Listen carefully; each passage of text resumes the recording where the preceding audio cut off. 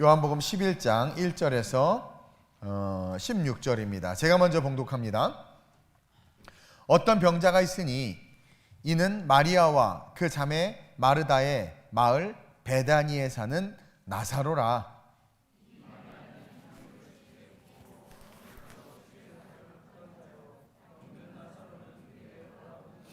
이에 그 누이들이 예수께 사람을 보내어 이르되 주여 보시옵소서 사랑하시는 자가 병들었나이다 하니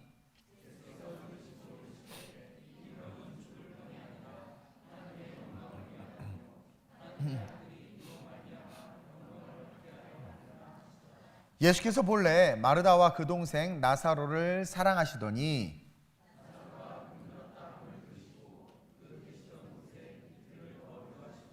그 후에 제자들에게 이르시되 유대로 다시 가자 하시니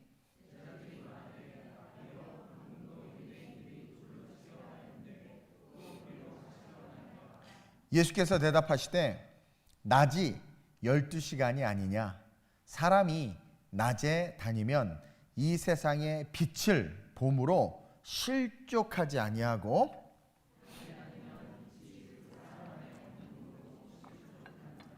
이제 새벽 예배를 들으면서 말씀을 들은 분들은 9절 10절 이제 딱 이해가 되죠? 이 말씀을 하신 후에 또 이르시되 우리 친구 나사로가 잠들었도다 그러나 내가 깨우러 가노라.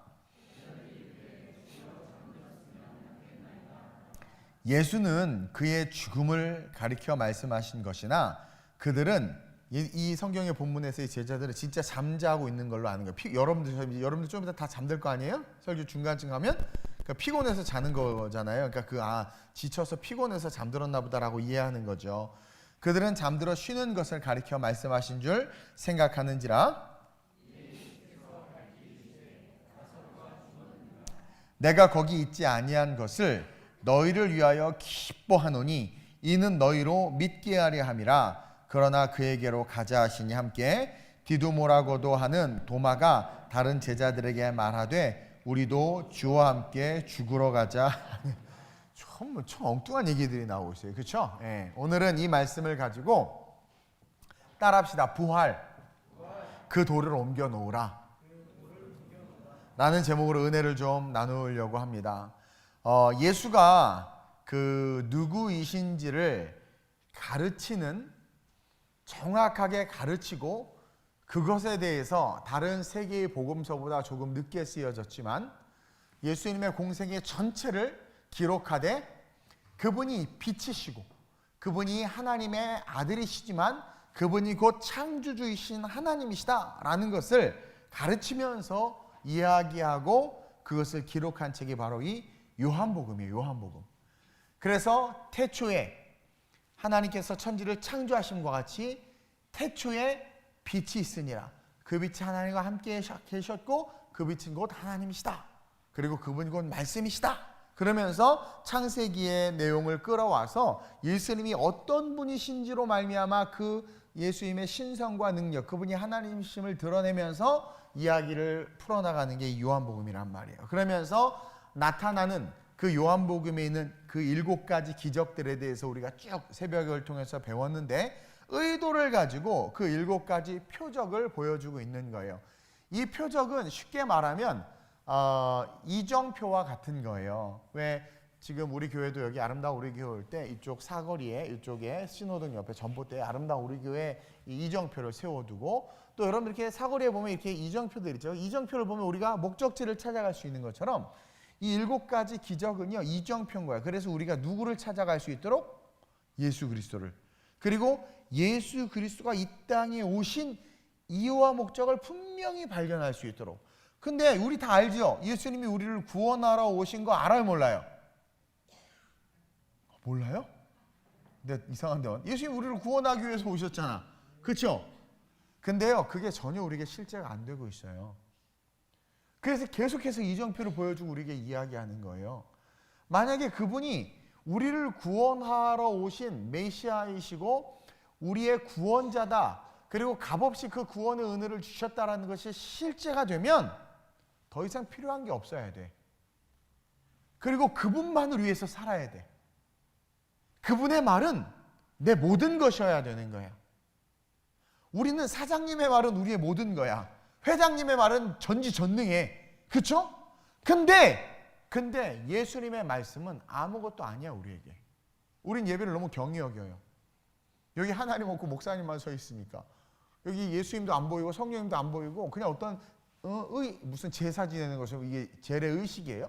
의식이니까 예배 속에 임재하시는 이 예배가 소 양을 잡지 아니하고 이렇게 우리 마음대로 이렇게 예배 드릴 수 있는 이런 자유가 있고, 또 이 예배 속에 그 예수님의 십자가의 은혜와 이 놀라운 하나님께서 주시는 영적인 세계가 있음을 안다면, 우리는요 누구 보기 싫고 어떤 이유와 조건 컨디션 때문에 예배를 안 나오고 경히 여긴다라는 것 자체가 있을 수가 없는 거예요. 그러니까 우리의 신앙 태도가 지금 이렇게 자유방임주의로 신앙생활을 한다는 것은 미안한 말이지만 저와 여러분들이 예수를 모를 뿐만 아니라 예수가 실제가 되지 않았다라는 거예요. 그래서 요한은 끊임없이 7개의 이정표를 통해서 그 끝, 오늘 나사로의 죽음 앞에서 그냥 이렇게 죽을 것인가, 여기서 이렇게 끝나는 인생인 것인가, 아니면 나사로야 나오라라는 말씀이 내게 실제가 돼서 생명과 천국을 얻는 그러한 인생이 될 것인가 분명하게 결정하라는 거예요.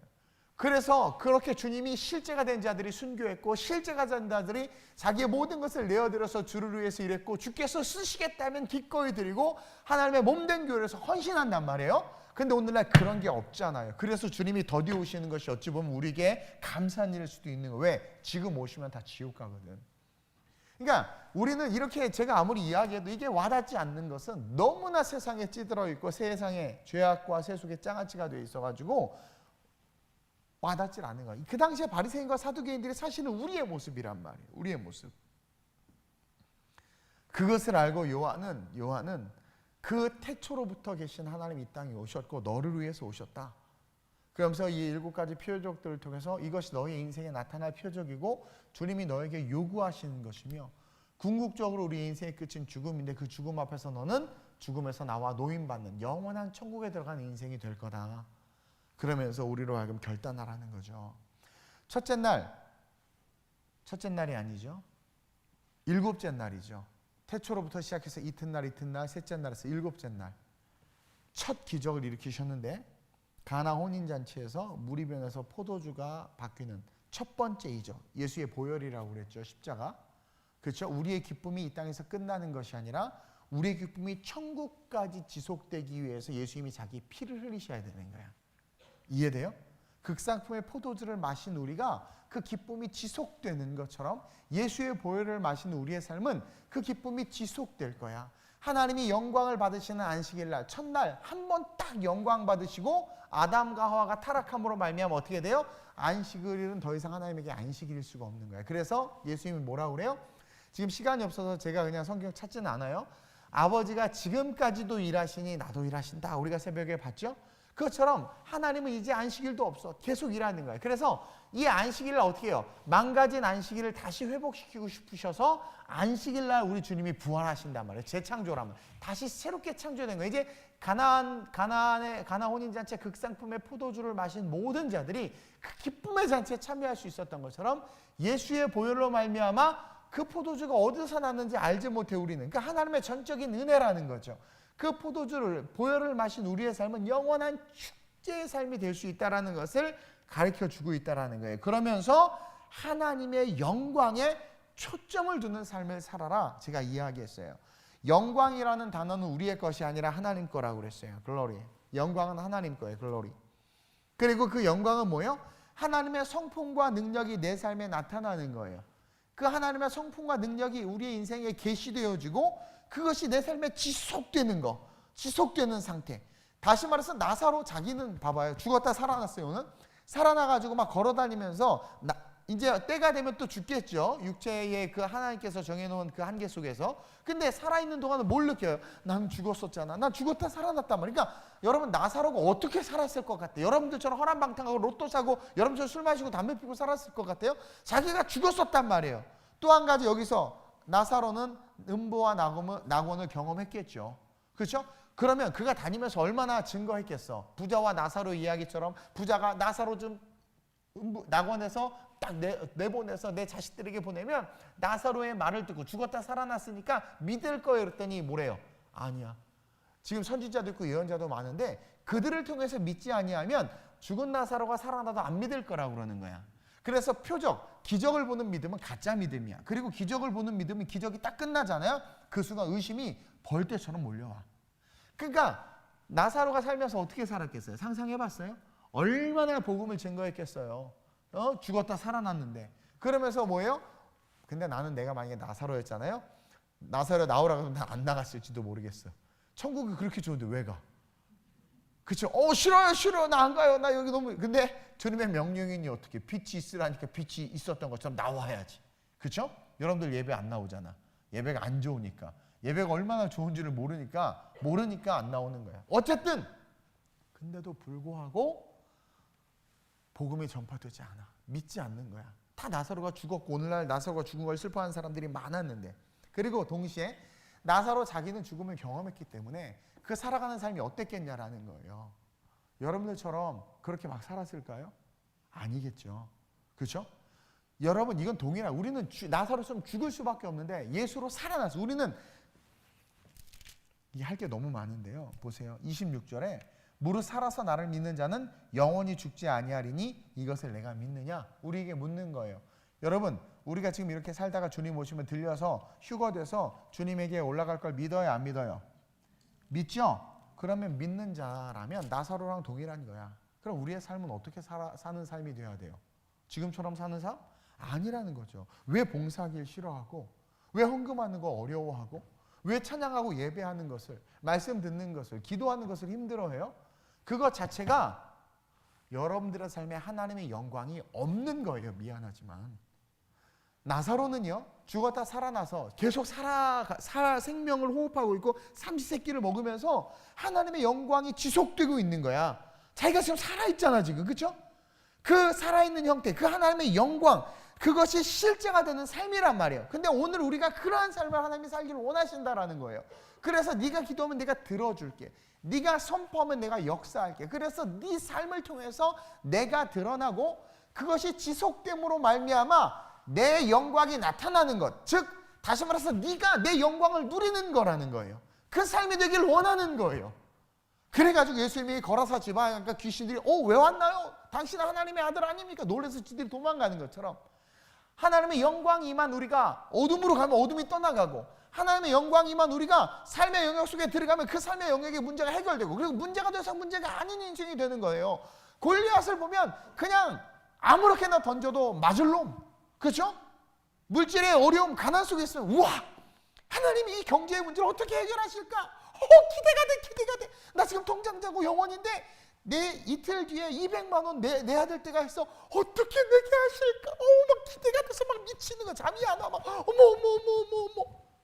근데 여러분들은 어때요? 하루다 나로 망하게 되었도다. 집사님 200원만 꺼주세요. 200원? 아니 200만 원만 꺼주세요. 막 이러면서 돈 빌리러 다니고 비참한 인생, 그런 초라한 인생이란 말이에요.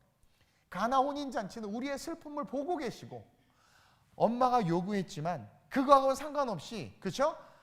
하나님의 방법으로 일하시고, 아니 뜻하지 않게 어떻게 결례를 따라 두는 항아리, 그 율법이죠. 율법. 밖에 있다가 안에 들면 꼭 손과 발을 닦아야 돼. 이스라엘들 막 다 구멍은 다 닦아. 이스라엘들 막 콧구멍 다 닦고 막, 그렇죠? 그 율법은 그렇게 강조하는데 보니까 물이 텅텅 비었어. 율법을 안 지킨다라는 거야. 허식하는 놈들을 말하는 거야. 근데 그 율법의 항아리에 물을 아구까지 쥐어서 나눠주라. 율법이 아니라 은혜다. 은혜가 살린다라는 거예요. 십자가의 은혜가. 이해돼요? 그러니까 그런 우리의 삶에 그 포도주를 쏟아 부어주심으로 말미암아 우리가 하나님의 영광 있는 삶을 살게 하길 원한다라는 거예요. 그러면서 둘째로 뭐예요? 왕의 신하의 아들을 고치신 사건에서 핵심은 뭐냐면, 그 왕의 신하가 처음에는 표적을 바라보고 의심했지만 예수님이 말씀하신 그 입의 말씀을 딱 믿고, 그 말씀을 믿고 딱 나아갈 때 신하를 자기 종을 만났는데 아들이 나왔습니다. 왕의 신하요. 그랬더니 언제 나왔냐? 생각해보니까 예수님이 말씀하시는데, 예수님이 말씀하신 걸 내가 딱 믿을 그때에 내 문제가 해결됐다라는 거죠.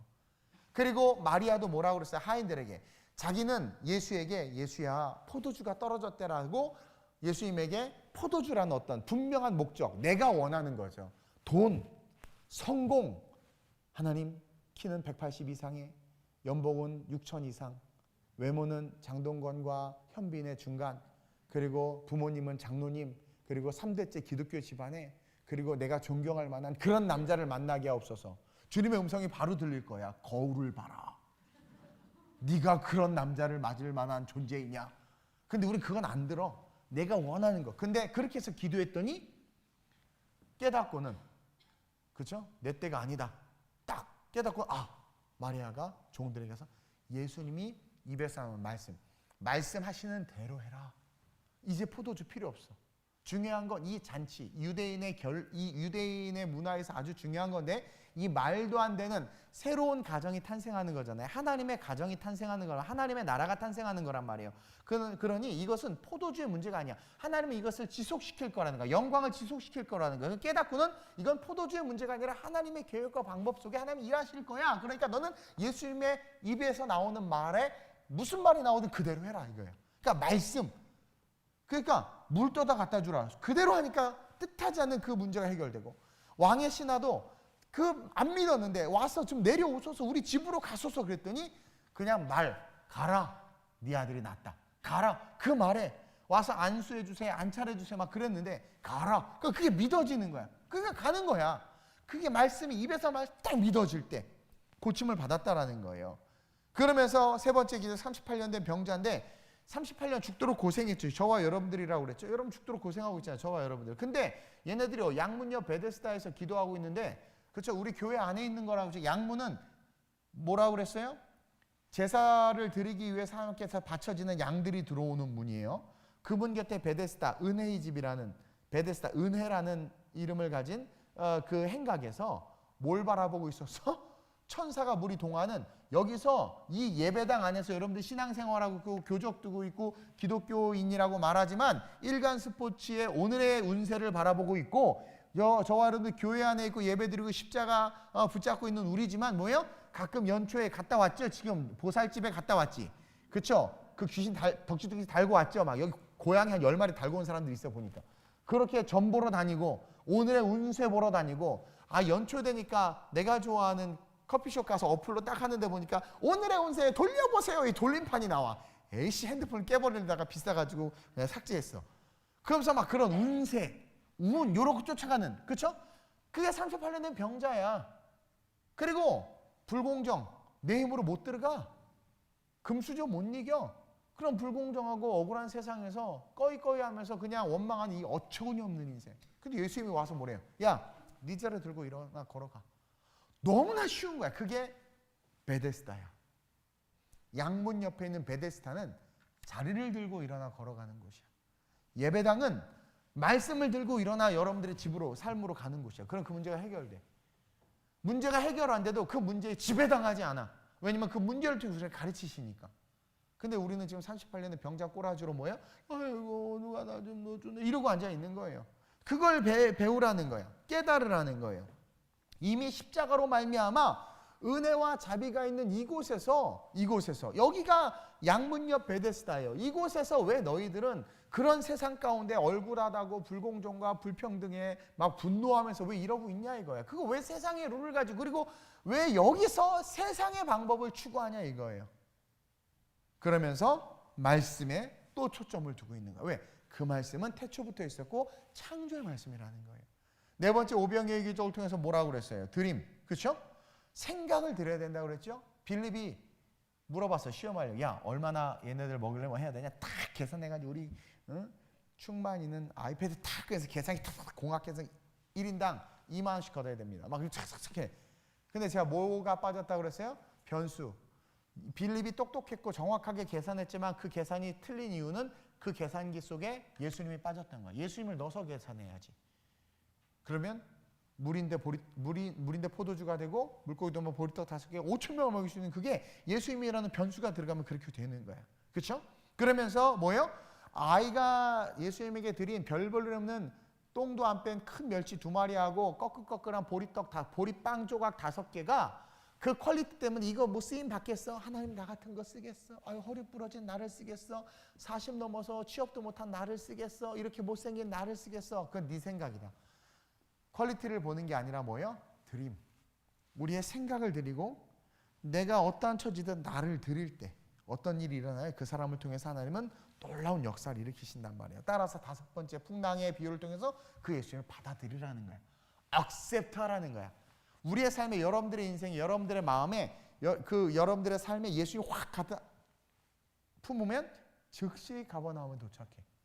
즉시 어떻게 돼요? 어느 순간 오늘 그 장례식장 갔다 오면서 오는 차에서 차 모모 집사 덕분에 엄청 웃어가지고 차가 막혔는데 웃다 보니까 어느새 교회에 즉시 도착해 있어. 즉시 도착해 있어. 그거야. 즉시. 그러니까 예수님을 딱 영접하면 천년이 하루 같아. 근데 예수님을 영접하지 않으면 그냥 하루인데 천년 같은 사람들, 하루가 천년. 아침 일어나서 아직도 아침 10시밖에 안 됐어? 뭔가를 막 한 거 한참 10시 10분이야. 뭐 10분밖에. 이게 저주야, 이건 저주예요, 저주. 그렇죠? 그래서 주님은 뭐예요? 이 비유를 통해서 이정표야. 예수님을 영접하라는 거야. 그 배에 예수님을 모시면 즉시 풍랑이 없어질, 니네들이 고민이 사라질 뿐만 아니라 즉시 네가 원하는 꿈과 비전의 땅에 도착해 있다라는 거예요. 여러분 그런 거 있잖아요. 가끔 신방 가서 얘기 들어요. 그렇게 막 힘들었어요. 막 한참 울고 막 하다가 근데 지금 이렇게 돼 있어. 언제 이렇게 제가 이렇게 또 이렇게 결혼해서 이렇게 지금 이렇게 애도 낳고 이렇게 됐는지 모르겠어요. 어느새 지금 저는 가버나움에 와 있네요. 이게 그러니까 여러분들 리얼 크리스천이 돼야 돼. 리얼 크리스천이 돼야 된단 말이에요. 진짜 크리스천. 그래서 여기 다 미안하지만 대부분이 가짜일 수 있다라는 거예요. 저를 비롯해서. 그래서 우리는 매일 말씀을 들어야 돼. 그래서 풍랑이 잠잠게 됐잖아요. 그러면서 오늘 새벽에 제가 설교했죠. 실로암 사건. 기온샘, 그 기온 강이 흐르는데 그 강이 계속 흐르다가 딱 멈추는 곳이 실로암이야. 이스라엘 지형에서 가장 낮은 밑바닥, 낮은 곳. 거기는 물이 더 이상 흘러갈 데가 없어. 제일 낮은 곳이. 그게 실로암이에요. 예수님이 하늘에서 이 땅으로 낮아지신 것 같이 우리가 낮아지지 아니하면 우리의 묶인 죄의 문제, 죄로 말미암아 눈이 가려지고 죄로 말미암아 사업이 안 풀리고 죄로 말미암아 인생의 고통이 오는 그 문제 해결되지 않아. 근데 낮아져서 말씀을 쫓아갔더니 그냥 싹 씻겨버린단 말이에요. 침과 흙이 섞인 거, 성육신이라고 그랬죠. 흙으로 만들어진 우리의 현상과 예수님의 그 하나님의 그 하나님이심이 하나가 되어버리는 거예요. 그래서 빚어 만드신, 창세기 때 아담을 빚어 만드신 것처럼 빚어 만드신 이 인간, 우리가 다시 회복되는 이 역사, 이것이 실로암에서의 기적이다. 그러면서 이제 마지막 요한이요, 우리의 시선을 이제 이 실로암 낮은 곳으로부터 낮은 곳에서 이제 어디로 이끌고 갔느냐? 여러분, 낮은 것, 이 땅에서의 낮은 곳은 실로암이라면 우리 인생에서의 맨 밑바닥은 뭐예요? 죽음이란 말이에요. 죽음. 자기가 사랑하는 한 사람의 죽음으로 우리의 시선을 다 이끌어가요. 근데 재밌는 거는요, 보세요. 5절에 한번 읽어보세요. 그냥 성경 보고 시작.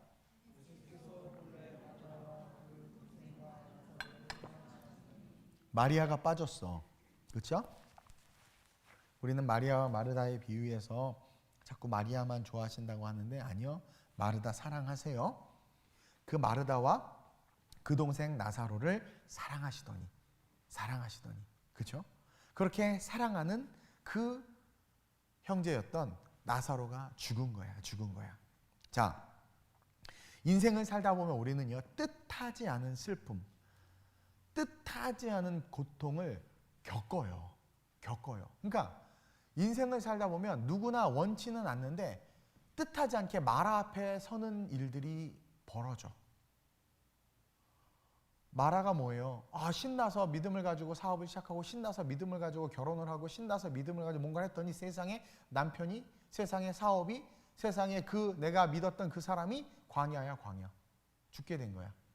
너무 쓴물을 만난 거야. 이제 지금 타는 갈증에 당장 물을 마셔야 사는데 물을 못 마셔. 누구나 인생을 살다 보면 그런 마라와 같은 뜻하지 않은 슬픔이나 고통을 겪어요. 오늘 본문에서 나오는 마리아와 마르다가 그 뜻밖의 슬픔과 고난을 겪은 거예요. 왜냐하면 소녀 가장이었어요. 부모가 없는. 그래서 더욱더 예수님께서 사랑하셨던 거야. 우리 주님은 고아와 과부의 하나님이시기 때문에. 그래서 더욱더 사랑했는데 그 가정의 가장이었던 남자, 유대인들은 남자만 숫자를 세잖아요. 마리아하고 마르다는 개수도 안 됐어. 그거는 다 가리고 다녀가지고 누군지도 몰라. 근데 이 유일한 남자였던 나사로가 죽었다라는 것은 그 가정의 소망이 완전히 없어진 거야. 마리아하고 마르다는 청천벽력과 같은, 이제 그나마 부모를 잃고 의지해서 살았는데 이제 남동생 오빠까지 잃어버리니 이제 끝장난 거예요. 끝장난 거야. 그렇죠? 절망 그 자체죠. 우리는요, 우리가 감당하기 힘들고 벅찬 일들 앞에 설 때가 있어요. 그러면서 저와 여러분 다 그런 일이죠. 그러면서 그 상황 속에서 우리 주님이 오늘 이 기적을 통해서 우리에게 깨닫게 하고자 하는 것은 뭐냐면, 지금 쭉 하나님이, 예수님이 어떤 분이심을 쭉 증거하고 왔단 말이에요. 놀라운 기적들을 쭉 보여줬단 말이에요. 그런데 이 마리아와 마르다가 지금 그 기적들을 뚫고 마지막 그 기적의 현장에서 오빠가 죽은 것 때문에 좌절하고 낭망하고 있어요. 그리고 우리가 다 아는 내용이니까 성경을 다 읽지는 않지만, 예수님이 왔는데, 예수님이 왔다고 하니까 먼저 마르다가 막 뛰어가요. 그러니까 마르다는 예수님을 진짜 사랑했어. 그래서 예수님에게 음식도 해주고 싶은 거 더 해주고 싶었다. 예수님이 그걸 다 알아. 다 받으셨어. 그러나 마리아를 칭찬했던 건 본질적 교훈을 말씀하시는 거야.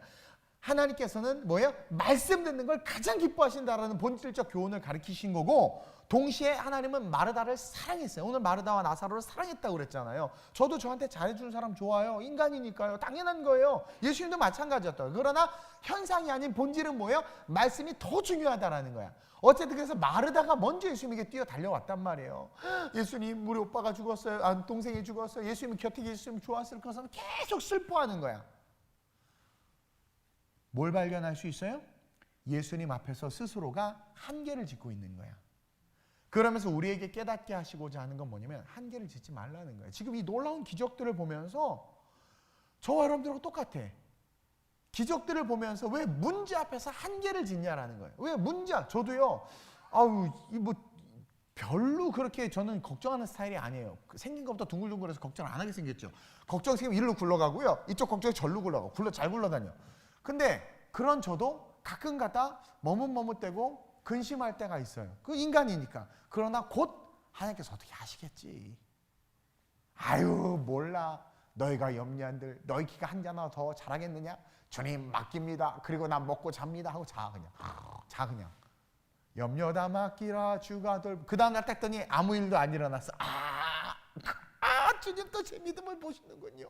하루도 또 먹고 잡니다. 한계를 짓지 않는 거죠. 여러분 이게 우습게 들릴지 모르지만 진짜 믿음 있는 사람들은 그래요. 없으면 굶고 있으면 먹고, 중요한 건 나는 하나님의 영광을 위해서 산다라는 거예요. 그래서 비굴하지 않는 거고, 또 때로는 넘어졌어요? 회개로 툭툭 털고 일어나 난 또 하나님의 영광을 위해서 살아간다 이거예요. 이게 믿음의 사람이라는 거예요. 근데 마리아와 마르다는 예수님 앞에서 지금 한계를 짓고 있어. 첫째로 우리는 한계를 짓지 말아야 돼. 한계를 짓지 말아야 돼. 32절 한번 볼까요? 우리 32절. 제가 오늘 신방 갔다 오고 뭐하냐 스크립트를 준비를 못했어요. 32절 우리 그냥 성경 바로 봅니다. 시작. 마리아가 예수 계신 곳에 가서 배웠고 그 발 앞에 엎드려 이르되 주께서 여기 계셨더라면 내 오라버니가 죽지 아니하였겠나이다. 자, 시간과 공간의 한계를 짓고 있어요. 여기에 뭐가 들어가 있냐면, 예수님이 곁에 계셨으면 오빠가 죽지 않았을 거라는 믿음은 있네 보니까. 지금 뭘 한계를 짓고 있냐면, 마리아가 예수 계신 곳에 가서, 마르다도 마찬가지예요. 예수 계신 곳에 가서 배웠고 그 발 앞에 엎드려 이르되, 이 마리아는 특히 말씀을 사모했던 여자잖아요. 그렇죠? 제가 보니까 제자반, 그 다음에 그 어성경, 그 다음에 뭐 다 한 자매야. 해도 필요 없어 이거 봐. 한 애들이 더 무서워. 아주 필요 없어. 그렇게 공부를 한 거야. 예수님 발 앞에서 말씀 듣는 게 좋아가지고 밥도 안 하고 그랬잖아요. 근데 예수 계신 곳에 가서 배웠고 그 발 앞에 엎드려 이르되 주께서 여기 계셨더라면. 그의 신앙은 시간과 공간의 한계를 뛰어넘지 못하는 신앙이었단 말이죠. 내 오라버니가 죽지 아니하였겠나이다. 그의 믿음은 공간과 시간 안에 주님이 함께 하실 때는 뭐예요?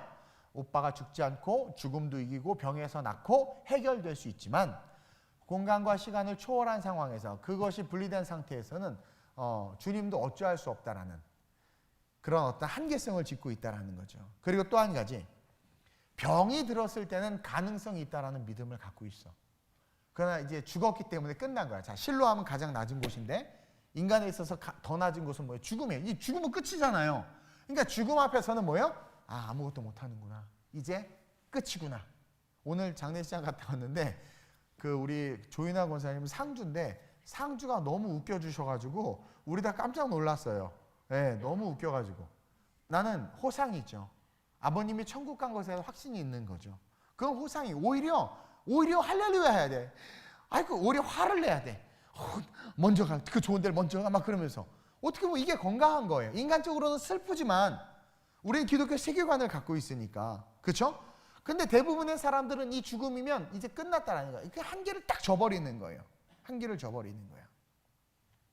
근데 우리는 분명히 기억해야 돼요. 여러분, 예수 앞에서는요 아무것도 결정된 것이 없어요.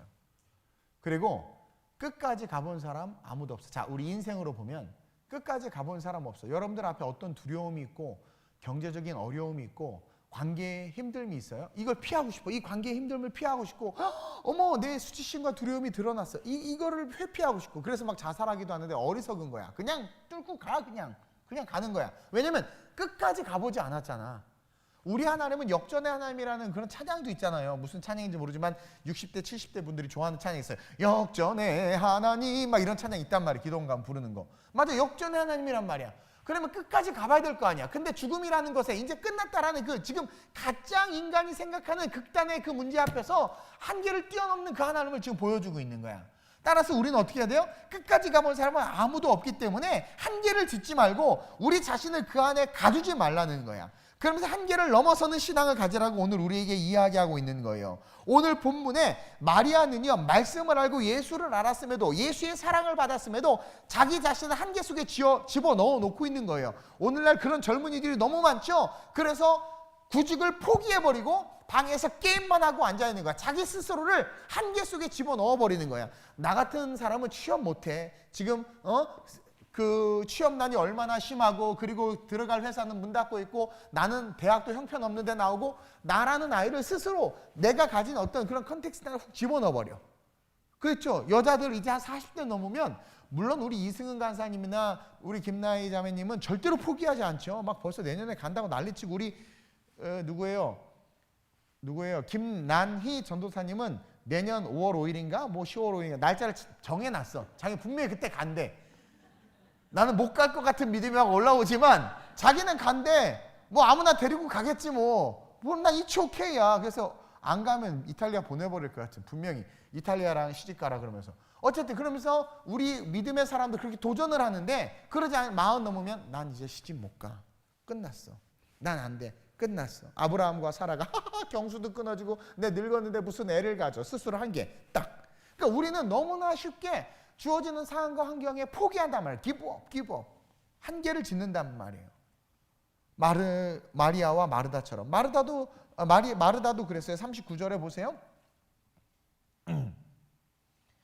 이거 39절이 아니에요. 그 마르다 역시 자기 스스로 한계 속에 집어넣고 있는 거예요. 근데요. 그래 39절 봅시다. 일단 먼저 봅시다. 시작. 예수께서 이르시되 돌을 옮겨 놓으라 하시니 그 죽은 자의 누리인 마르다가 이르되 주여 죽은 지가 나흘이 되었음에 벌써 냄새가 나나이다. 지금 예수님이 왔고 없었는데 왔고 예수님이 가자. 그래서 지금 그 무덤 앞에까지 간 거야. 제가 지금 순서 없이 시간 때문에 빨리 얘기하는 거예요. 무덤 앞까지 간 거야. 억지로 따라갔어. 억지 춘향이야. 근데 그 앞에서 이제 마르다에게 하는 거예요. 언니니까. 야 돌을 굴려놔. 그랬더니 마르다가 뭐라고 말하냐면 이미 나흘이나 되었대. 나흘. 이 나흘이라는 의미가 아주 중요해요. 나흘. 뭐예요? 예수님께서 무덤 안에 계시던 시간이야. 장사한 지 사흘 만에 부활하셨죠? 자, 사흘이 되었음에 벌써 냄새가 난다라는 거예요. 냄새. 그러니까 벌써 냄새가 난다라는 건 뭐예요? 이미 끝났다 이거야. 한계를 지어버리는 거예요. 그리고 진짜 시체가 썩었으니 끝나는 거죠. 근데 에스겔의 마른 골짜기의 말씀을 잃어버리고 있는 거야. 그리고 지금 자기 앞에 누가 있어요? 포도주를 만드시고 왕의 신하를 고치시고 풍랑을 잠잠케 하시고 오병이어의 기적을 일으키시고 지금 그 주님 소경의 눈을 뜨게 하신 분이 계시는데 이런 주님이라 한다 할지라도 죽음의 문제는 뛰어넘지 못한다라는 한계 안에 자기들을 가두고 있는 거예요. 그렇죠? 그동안의 기적들, 주님이 누구인지를 다 잊고 있는 거야. 주님은 그런 그들을 보고 33절에 눈물을 흘려요. 보세요. 33절 예수께서 그가 우는 것과 마리아가 막 울고 있는 거죠. 예수님이 거기 계셨으면 우리 오빠가 죽지 않았을 텐데 나빠하면서 원망하면서 우는 거예요. 그러자 예수께서 그가 우는 것과 또 함께 온 유대인들이 우는 것을 보시고 심령에 비통히 여기시고 불쌍히 여기시다. 근데 여기서 이 이제 심령에 비통히 여기시고 불쌍히 여긴다라는 것은 마리아와 그 유대인들이 나사로라는 아주 정말 본이 되는 청년이 죽었기 때문에 유대인들은요 자기네들이 존경하지 않으면 죽었을 때 같이 울지 않아요. 그렇게 정말 귀한 아이가 죽어서 같이 슬퍼하니까 예수님도 슬퍼하나 보다 하는데 예수님의 이 눈물은 슬퍼서 우는 게 아니에요. 예수님은 지금 분노의 눈물을 흘리시는 거예요. 그게 뭐냐면 지금 사망이라는 이 죽음이라는 이 사망이 주는 결과로 말미암아 자기가 사랑하는 마리아와 마르다가 고통받고 있는 게 힘드신 거예요. 지금 사망이라는 문제 앞에서 내가 사랑하는 내 자녀들이 고통 속에서 눈물 흘리고 그 사망 때문에 슬퍼하는 거에 열받아 하시면서 뭐예요? 비통히 여기시는 거란 말이에요. 그 의미란 말이에요. 그러면서 너무나 괴로워하는 그들이 안쓰럽고 안타까워서 그러니까 나사로가 죽어서 울지 않아. 왜냐면 나사로는 죽지 않았거든요. 그리고 죽었다 하더라도 그가 가 있는 곳은 이 땅보다 더 좋은 곳이야. 그걸 아는데 왜 슬피 울어요? 제가 우리 라니 선수한테 이탈리아 사역자로 가라 했더니 막 도살장에 끌려가는 양처럼 싫다고 그래. 난 그게 왜 싫은지 몰라. 그거 얼마나 좋아. 1시간만 버스 타고 가면 스위스야. 융플라우 그냥 올라가면 돼. 우와 스키 500원이면 타. 너무 좋아. 그 맛있는 빵을 먹고 유럽의 그 멋있는 중년의 노신사들을 보고 얼마나 좋아. 거리도 얼마나 멋있고 그렇죠? 그러니까 그 더 좋은 걸 보니까 왜 나는 내가 젊을 때 나는 진짜 여러분들이 부러워요. 나는 내가 젊을 때 이런 교회 만나서 이런 교회가 있었으면 나는 5개 국어를 하고 막 나한테 세상을 다 뒤지고 다녔을 거야 막. 근데 지금 여기 딱 두 평에 묶여가지고 아무것도 못 하고 있는 내 자신이 너무 힘들어. 어쨌든 막 그랬을 텐데. 그러니까 예수님이 왜 울어? 나사로 너무 좋은 데 있어. 낙원에 있어. 그렇죠?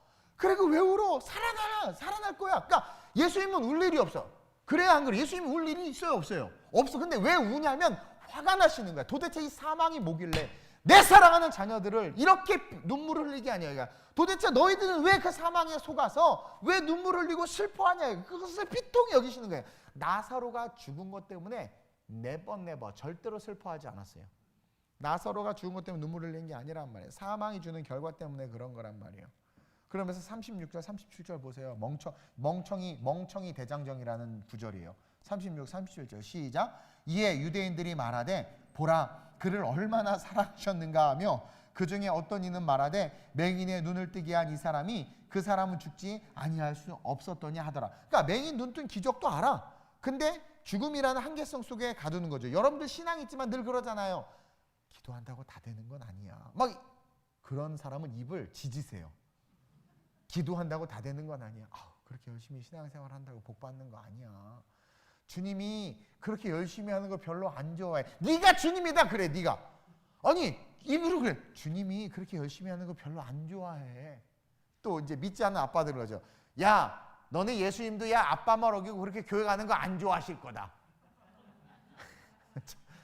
좋아하시거든요. 그건 다 그러세요. 좋아하세요. 그걸 교회 오시면 돼. 그거 좀 삼강오륜에 어긋나나?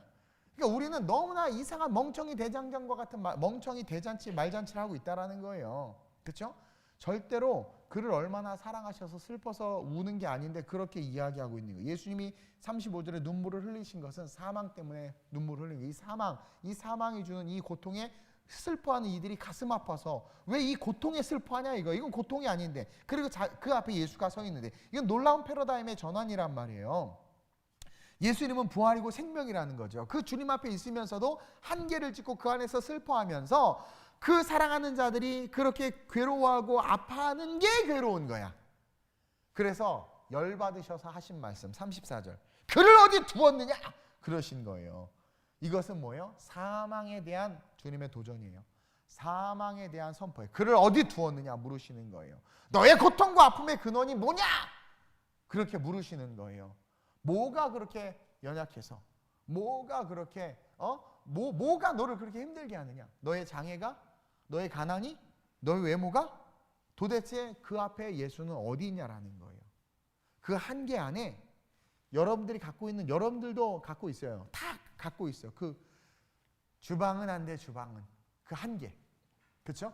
그리고 목사님, 천지가 변해도 저 인간은 안 변해요. 귀신이 잡아가든가 주님이 잡아가든가 해야지 자기 남편을 두고 하는 말이에요. 저 인간은 안 변해요. 그 한계. 그 하나님이 없는 거야. 너의 한계는 뭐냐라는 거야. 그 한계 안에 예수님을 모시시길 주님의 이름으로 축원드립니다. 그러면서 둘째로 이제 우리는 돌을 옮겨 놓아야 돼요. 제가 몇 번 설교한 것 같아요. 이거 돌을 옮기기 너무 중요해요. 돌을 옮겨 놓아야 돼. 자, 예수님이 지금 한계 안에 들어가시려고 자꾸 말씀하시는 거야. 마리아와 마르다의 한계 속에. 그들은 죽음이라는 큰 문, 그 문 앞에서 완전히 좌절돼 버렸어.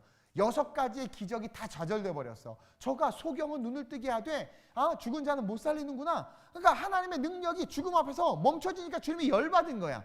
우리 주님은 죽음을 이기시고 사망 권세를 이기시는 분인데, 그리고 주님은요 이 사망이 주는 열매를 너무너무 싫어해서 이 땅에 오신 분인데, 그래서 그 무덤 앞에 가서 나오라고 명령하는 거예요. 나와서 더 재밌는 건 보세요. 우리 주님이요 나오라 나사로야, 43절에 그래서 나사로야 나오라, 그러니까 나왔어요. 그러니까 44절 죽은 자가 수족을 배로 동인 채로 나오는데, 여기서 내가 보니까 중국인들의 강시를 만들어낸 것 같아. 이렇게 배를 동인 채로 나온 거예요. 그러자 뭐예요? 그 얼굴은 수건에 쌓였더라. 다 이렇게 미라야, 미라 알죠? 미라. 그러면서 뭐래? 예수님 풀어놓아 다니게 하라. 보라 이거야, 보라 이거야. 다 수건을 풀어서 돌아다니게 하라. 사망을 이기신 그 주님이 많은 그 사망이라는 문제 속에 묶여있는 그들 앞에서 사망을 이기신 주님이 드러나고 싶으신 거예요. 이해돼요? 그 사망의 모든 열매를 불태우는 역사가 지금 나타나고 있다는 거예요. 자, 그러면 우리는 여기서 한 가지 짚고 넘어가야 돼. 왜 사망이라는 문제를 짚고 계시는가? 자, 이 사망의 시작은 선악과를 따먹었기 때문이에요. 선악과를 따먹은 것이 사망의 시작이잖아요. 그것 때문에 넌 죽으리라 했거든. 자, 그러면 그 사막, 그 한별아, 대학교 신학교 강의보다 더 재밌지? 아주 막 이렇게 들으니까 목사님 너무 기분이 좋다. 다 자는데 열심히 들어야 돼요. 그래요. 웃든가 열심히 듣든가 그래야 제가 힘을 얻어. 다들 그냥 비몽사몽인데, 그래서 참 신기한 게요. 진리는요 이상하게 비몽사몽일 때 하나님께서 들을 자만 듣게 흘려보내는 것 같아요. 그거 정말 그러는 것 같아요.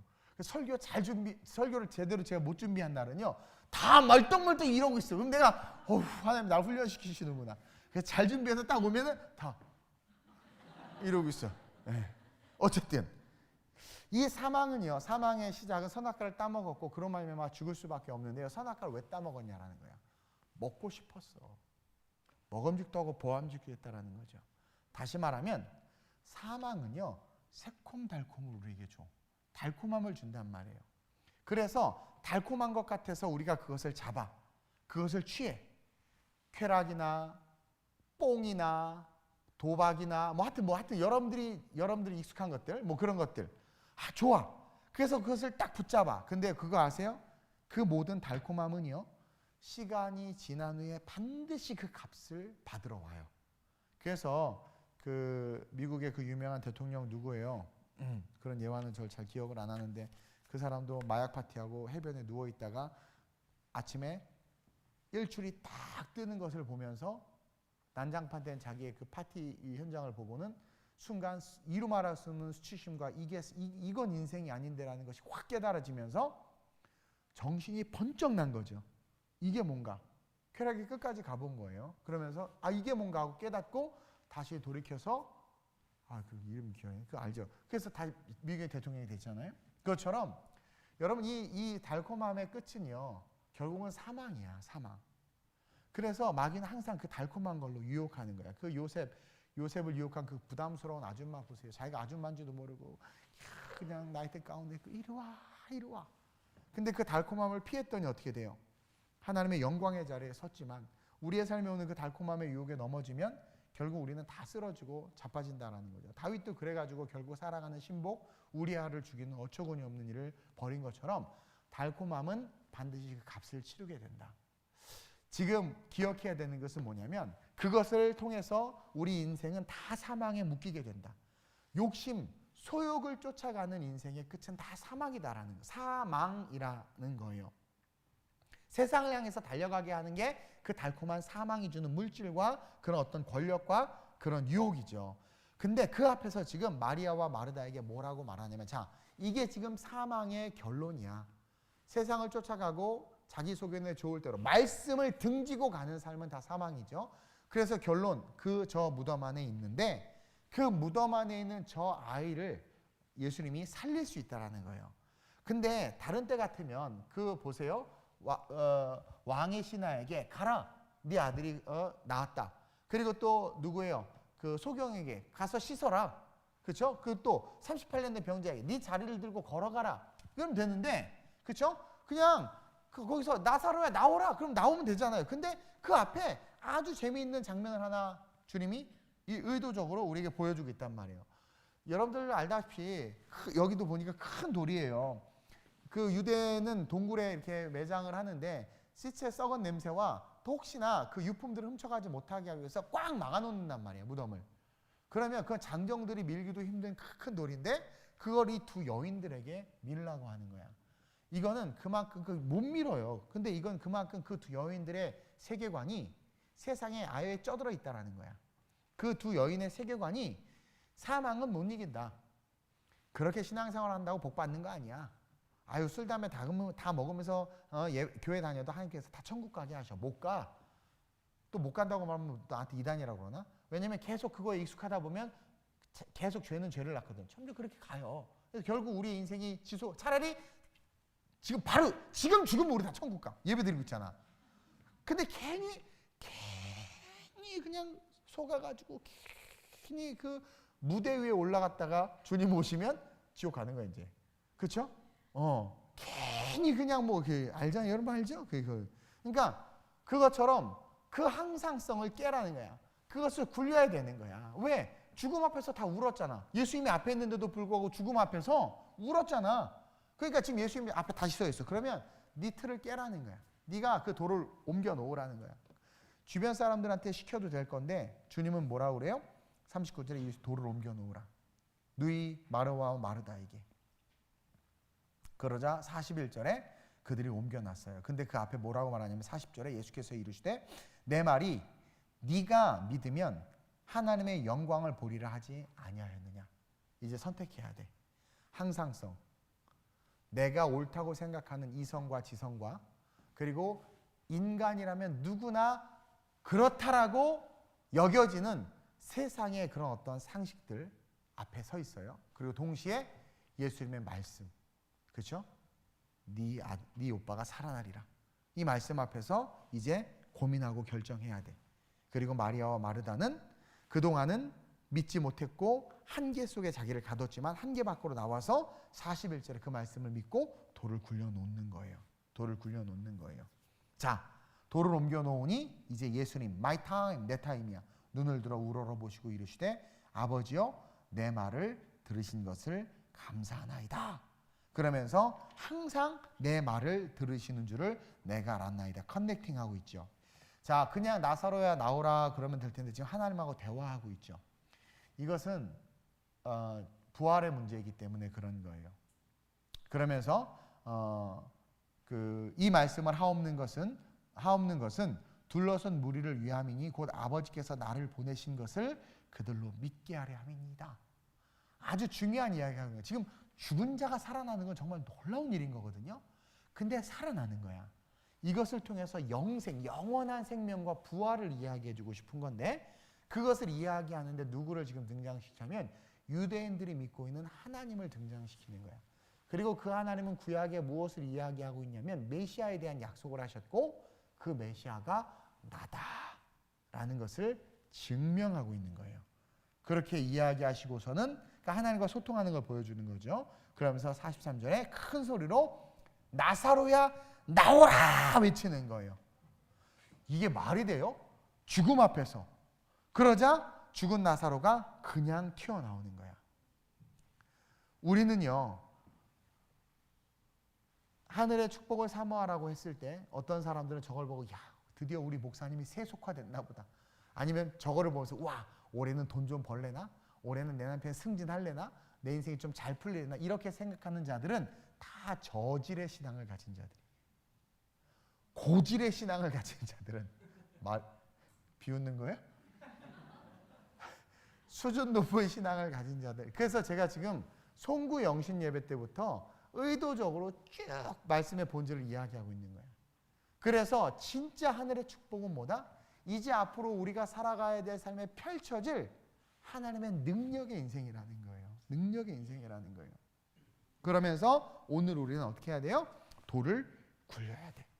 그리고 또 한 가지는 이 마리아와 마르다가 성경은 다 말하고 있지는 않지만 제가 묵상하다가 느낀 건데 끝까지 믿음은 없었어. 냄새가 납니다. 아우 짜증나. 믿음은 없었는데 지금 뭘 하고 있어요? 순종을 하고 있었다는 거야. 믿음이 좀 없을지라도 순종을 하면 순종이 제사보다 낫다고 그러죠. 어쨌든 내가 더럽고 치사하지만 아이고 내가 한다 이씨 해서 순종하는 거야. 순종이 제사보다 나은 거야.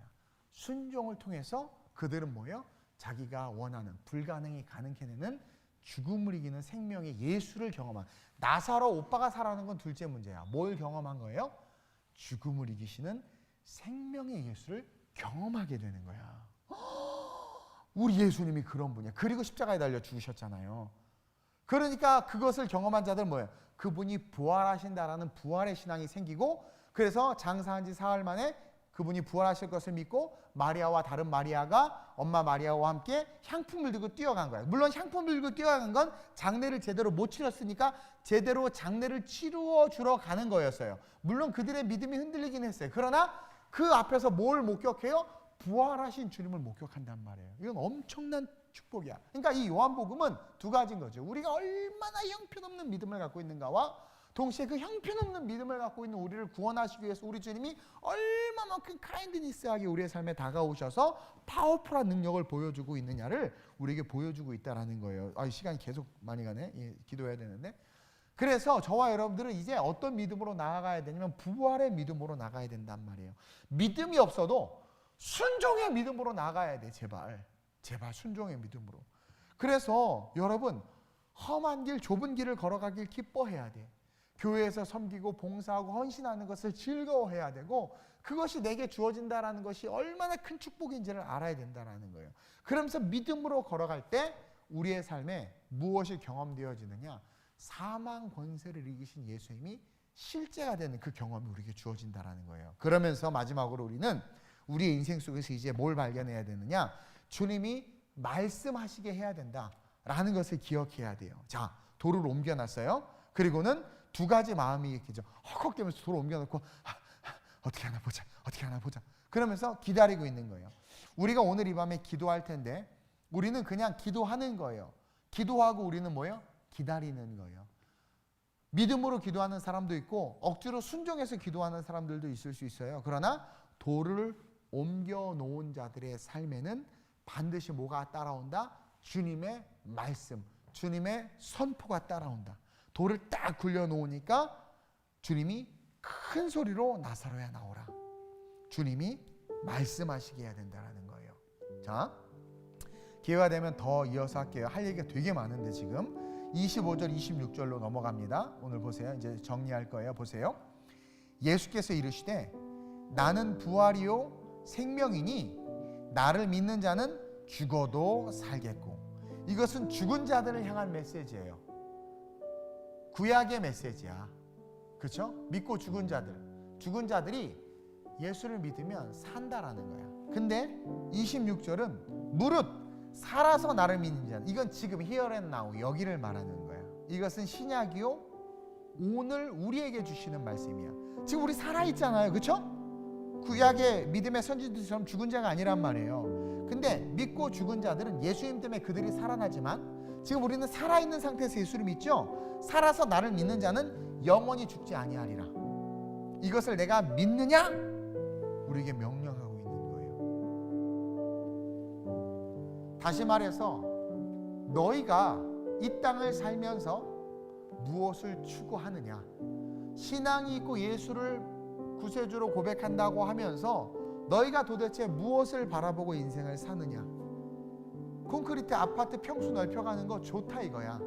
하나님이 허락하셨어요. 다스리고 정복하라고 했으니까. 꿈이 있어서 정치가가 되고 대통령이 되고 사업가가 되고 좋다 이거야. 다 허락하세요. 왜냐면 다스리고 정복하라고 했기 때문에. 그리고 또 그것을 하다 보면 필요한 것들이 있어서 우리는 기도해야 돼요. 구하라고 했어요. 근데 중요한 건 거기서 멈추니까 문제인 거야. 그 모든 것이 무엇을 향해야 된다라는 거예요. 그의 나라와 그의 의를 향해야 된다라는 거예요. 너 그렇게 돈 벌었는데 헌금 하나 못하는 그 쫌팽이 신앙을 가지고 무슨 천국을 바라보냐 이거예요. 너 그렇게 잘되게 했는데 그렇게 명품 입고 다니면서 교회 와서 청소하고 허드렛 일하는 걸 그렇게 우습게 한다면 네가 입고 있는 그 누더기 주님 오시면 다 사라질 텐데 그게 무슨 의미가 있냐라는 거예요. 그러면서 먼저 그의 나라와 그의 의를 구하는 것이 너희의 삶의 중심이 되지 아니하면 너희가 구하는 모든 것이 헛될 뿐만 아니라 응답도 해주지 않고 결국은 그것이 뭐예요? 우리로 하여금 사망으로 가게 한다는 거예요. 그래서 살아서 나를 믿는 자는 영원히 죽지 아니하리니 그것을 믿느냐? 믿습니다. 좋아. 그러면 살아서 나를 믿는 자는 영원히 죽지 않는다는 것을 믿는데 그러면 영원히 죽지 않는다는 것은 뭐예요? 영생을 산다는 거잖아요. 그러면 정말 그 믿음이 있으면 영생을 준비해야 되는 거 아니에요? 그러니까 제가 목사지만 모든 거 다 하나님 앞에 쏟아붓고 사례비도 안 받고 목회했고 그리고 지금도 그냥 주님을 위해서라면 기꺼이 오히려 요번에 4월에 또 강의 2군데 해달라고 했는데 기뻤던 이유가 와 그럼 사례비 받으면 헌금할 수 있겠네? 그게 좋은 거예요. 근데 그런 기쁨이 있냐 이거예요. 어머 여기 빈자리가 있는데 내가 섬겨야지. 건반에 빈자리가 있네. 주방에 빈자리가 있네. 남들이 뭐라고 해도 예수님은 어디 가든 기적을 일으키고도 욕먹었잖아요. 우리 봉사하다가 욕먹을 수 있어요. 그쵸? 식당에서 봉사하다가 욕먹을 수 있고 나름 뭐 잘하려고 하다 욕먹을 수 있어. 우리 영건이가 영상팀장이었는데 나한테 와서 그 뭐예요 무슨 고백한다고 그래? 죄를 고백하는 거 뭐라 그래요? 고해성사를 했어. 자기가 돈 좀 아껴보겠다고 우리 작년 1년치 우리 영상 데이터를 이렇게 어디 이렇게 그 클라우드에다 올렸는데 그 클라우드 회사가 망했는지 들고 튀었대. 자료가 다 없어졌대. 그래서 내가 만약에 그거를 이신우 전도사님이나 아니면 김주원 집사님이나 이런 애들이 여기서 혼냈을 거야. 왜냐면 훈련된 애들이니까 오래됐으니까. 근데 이제 막 충만히 이런 애들은 별로 안 혼내요. 왜냐면 이제 배워가는 과정이니까. 그럴 수 있어. 그건 중요한 게 아니야. 근데 중요한 건 훈련되었음에도 하지 못하는 건 뭐예요? 그거는 연약함이거든요. 그래서 우리 주님도요 계속 연약하게 있다가 나중에 어떻게 됐어요? 그들이 어느 정도 성장했는데도 그러지 못했을 때 그들을 책망했단 말이에요. 그건 필요한 거야. 괜찮아. 잃어버릴 수도 있고 연약할 수도 있어. 그러나 중요한 것은 뭐냐면 실수하고 실패할 수 있어요. 그것이 중요한 게 아니란 말이에요. 본질을 바라보고 정말 내가 이 땅에서의 삶이 다가 아니고 영원한 천국을 바라보는 삶이기 때문에 내가 그것을 위해서 그것이 실제임을 믿는다면 우리의 태도와 모습과 모양이 달라져야 된다는 거예요. 근데 오늘날 그런 신앙을 찾아볼 자가 없으니까 주님이 뭐라고 말해요? 인자가 다시 올 때 믿음 있는 자를 보겠느냐. 여기서의 믿음은 살아있을 때 예수를 믿는다고 하는 자들이 영원한 생명을 바라보지 못하니까 뭐예요? 내가 중요한 거야. 그러니까 실로암, 낮아짐의 자리에 딱 실로암에 갔더니 아무도 없는 거야. 아무도 낮은 곳으로 오지 않는 거야. 예수님도 예수님을 믿었다는 것 때문에 핍박당했는데 내가 좀 교회를 좀 잘해보려고 영상을 그렇게 좀 싸게 해서 해드릴 때 다 날렸더니 사람들이 날 욕해. 나 욕 안 했어. 안 혼냈어.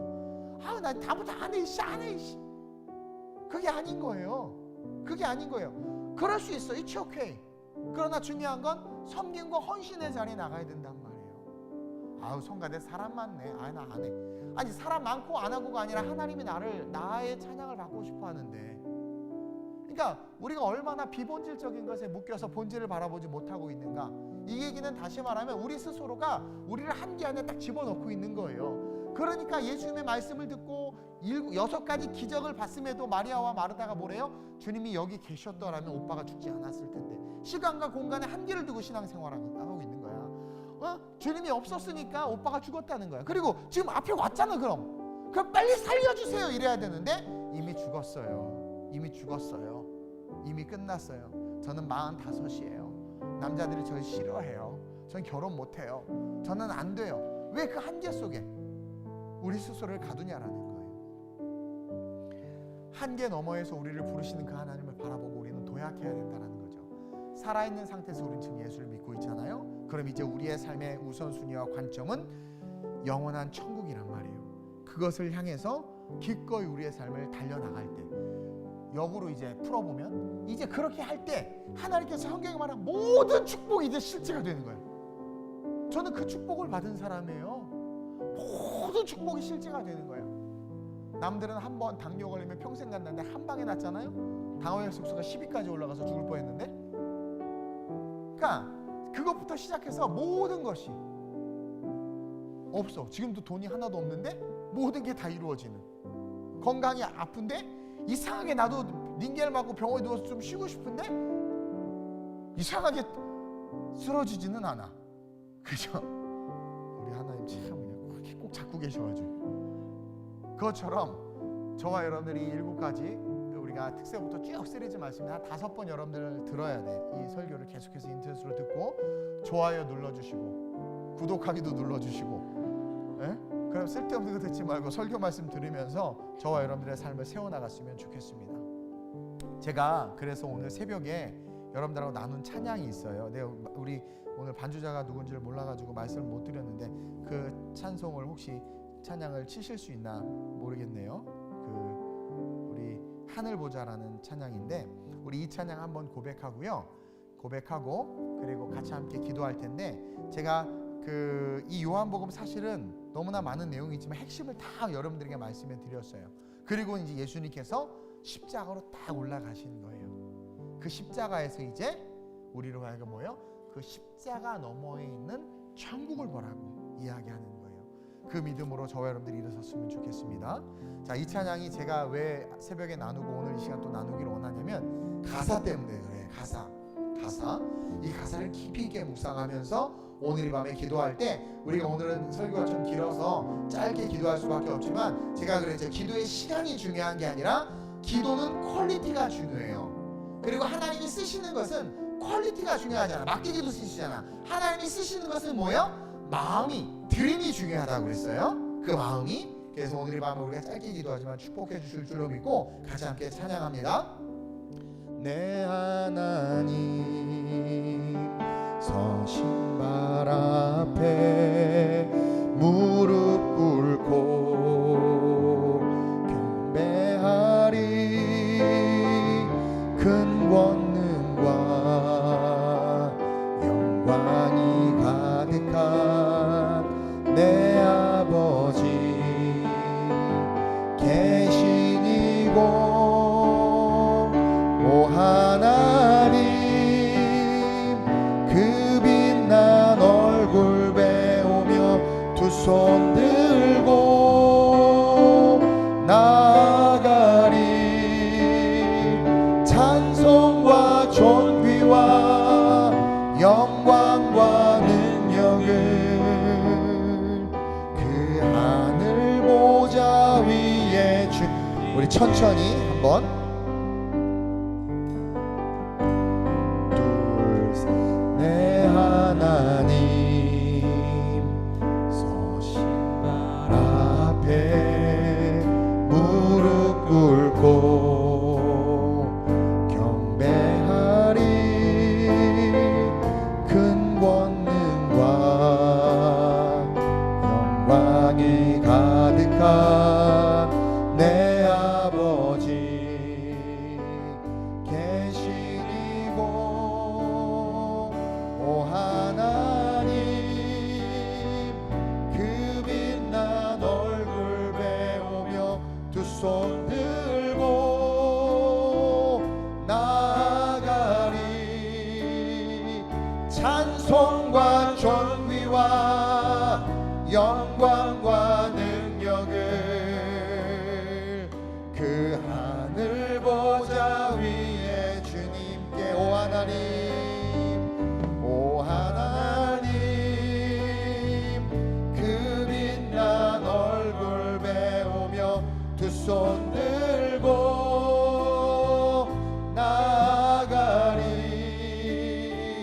찬송과 존귀와 영광과 능력을 그 하늘 보좌 위에 주님께. 제가 오늘 새벽에 말씀드렸어요. 우리가 송구영신 예배라는 것은 가장 첫 시간을 하나님에게 드린 거예요. 왜냐하면 처음 것은 다 하나님의 것이기 때문에. 그리고 우리가 첫 주를 신년 감사 예배로 드렸어요. 첫 주 역시 하나님의 거예요. 그리고 시작되는 2020년의 첫 생활이 이번 주 월요일부터의 삶이란 말이에요. 그래서 우리는 이 첫 주를 1월 2, 3, 4가 첫 주가 아니에요. 작년하고 이어지는 거지. 첫 주, 주님이 주인 되셔서 시작되는 2020년의 시간은 이번 주 월요일부터였단 말이에요. 그래서 첫 주를 하나님 앞에 특세로 우리가 올려드리기로 결단하고 힘들지만 나와서 우리가 기도했어요. 그래서 내가 첫 주 특세에 나온 분들에게 첫 단추를 잘 꼈다고 그랬어요. 왜냐면 최소한 힘들지만 나와서 기도한 건 삶의 우선순위와 주인이 하나님이심을 인정한 거거든요. 하나님 그걸 보신단 말이에요. 그래서 하나님은 절기 때마다 나오라고 말하는 거예요. 뭐 못 나온 이유 핑계 변명 될 수 있지만 아니 그 의미 없어요. 중요한 건 첫 단추를 잘 꼈고 이제 오늘 이 밤에 우리가 이 7가지 기적을 마무리 지으면서 굵고 짧게 기도할 거예요. 기도의 핵심은 하나예요. 자, 2020년 태초에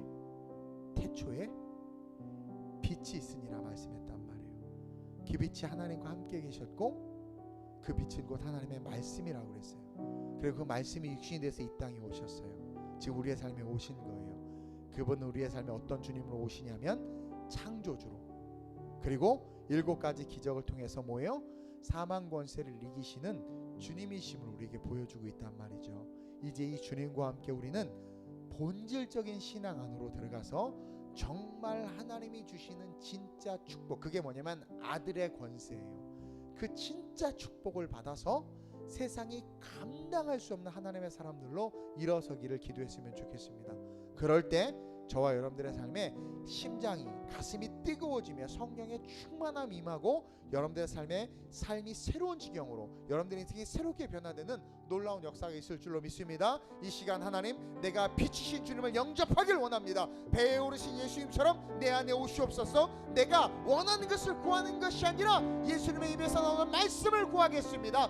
마리아처럼 포도주를 달라고 기도하는 것이 아니라 말씀하시는 것에 순종하겠습니다. 기도하는 우리가 될 수 있게 해달라고. 내가 양문 옆 베데스다에 있습니다. 이곳이 그 자리입니다. 세상의 룰을 버리고 하나님의 말씀 가운데 자리를 들고 일어나거라 하는 내 인생 될 수 있게 해달라고. 오늘 말씀으로 사망 권세를 이기신 주님으로 말미암아 한계 속에 갇혀있던 내가 자유함을 누리게 하여 주옵소서. 한계 너머에 계신 하나님에게로 나아가 그 하나님을 만남으로 말미암아 내 스스로 안된다, 못한다, 할 수 없다, 부정적인 것에 사로잡혀서 영광을 바라보지 못한 내 삶에 하나님의 영광이 나타나게 해달라고. 하나님의 능력이 드러나면 그것이 지속되는 것이 영광인데 그 한 해가 되는 내 삶이 될 수 있게 해달라고 간절하게 우리 주님을 세 번 부르고 합심으로 전심으로 기도합니다. 주여